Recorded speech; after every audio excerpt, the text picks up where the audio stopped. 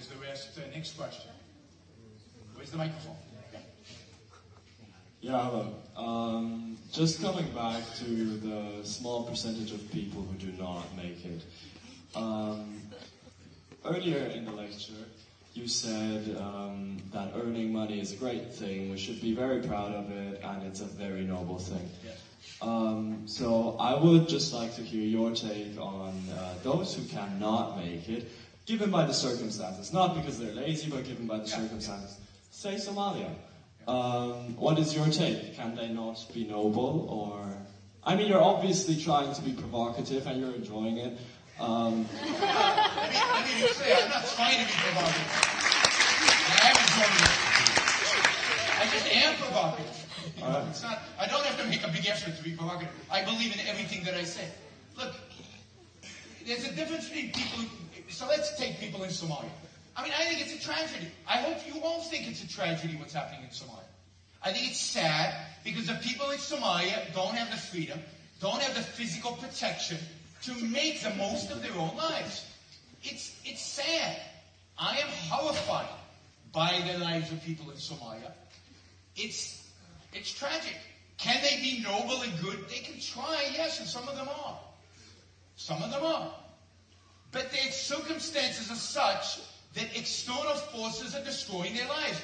Are you good when somebody's pointing a gun at you and you're running around the desert trying to stay alive? You don't have time for goodness, you just are. But that's sad, that's not the way human beings should live. Somalia is not an example of anything. Now, I believe that, again, almost every human being, 99+% of the planet, is capable of taking care of themselves and therefore being noble and good and everything else, including people in Somalia. If they had freedom, if they had property rights, if they had their physical space protected. The reason they are suffering is not because they're not altruistic enough.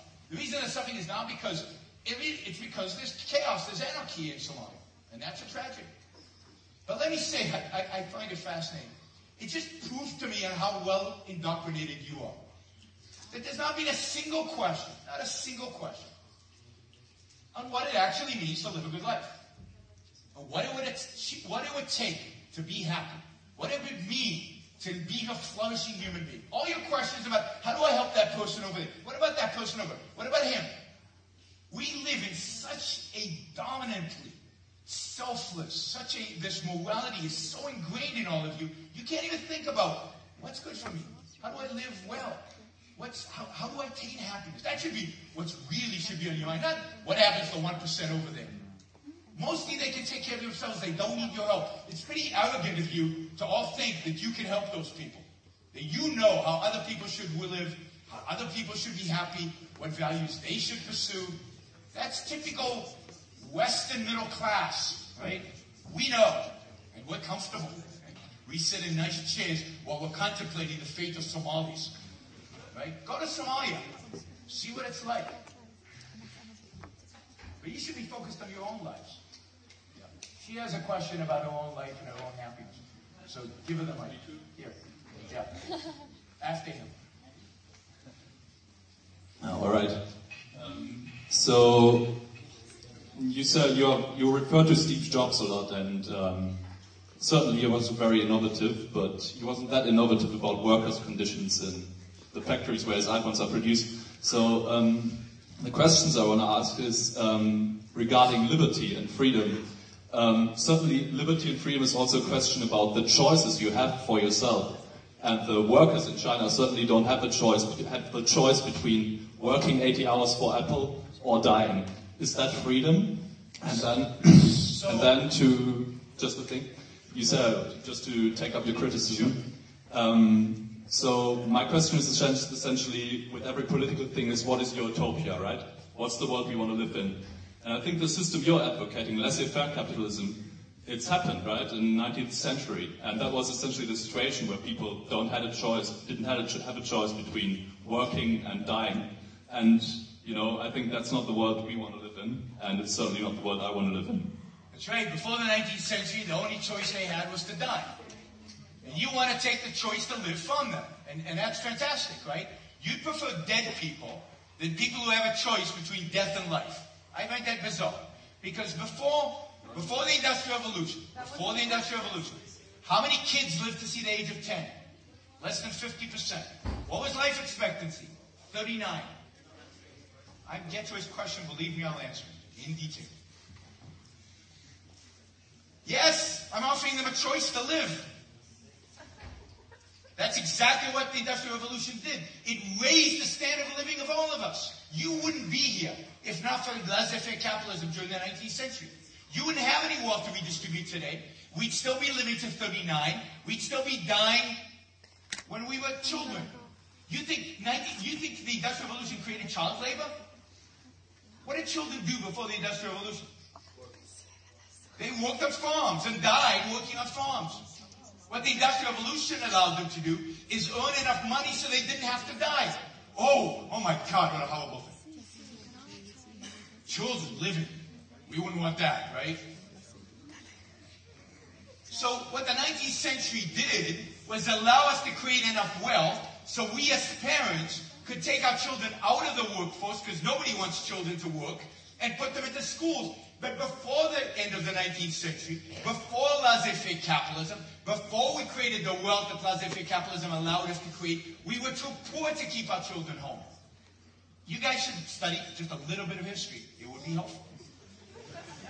Now let me talk about China, because I, counter to you guys, have been to China, have talked to those people. They love their jobs at Apple. They love their jobs at Apple because the alternative is not death. The alternative is not death.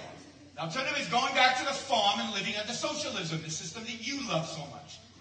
And that system, well, it is, because those are the two alternatives at the end of the day.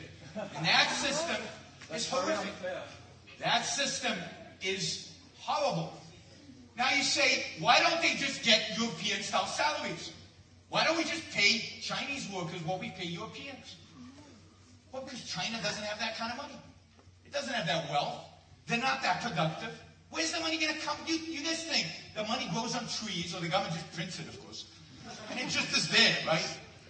You have to make stuff to get money. China, over the last 30 years, China, through this horrible stuff that you described, has allowed more people to rise out of poverty than any country in human history during a 30-year period. Over 400 million people have gone from poverty into middle classhood in China. We should be celebrating this. We should be demonstrating in the streets in favor of more of this, more freedom, more capitalism, so more people can rise from poverty into middle classhood. Before capitalism, we were all poor. Suddenly, after the 19th century, we're middle class and rich. I wonder what happened in between. Welfare state developed. In China today, go to China. Go to rural China, where there's no capitalism, where the party is still imposing its socialism. And go to Shanghai, go to Shenzhen, go to Guangzhou, go to the cities in which they've allowed economic freedom, and see the wealth that they have created. See the wealth that Chinese people have created for themselves.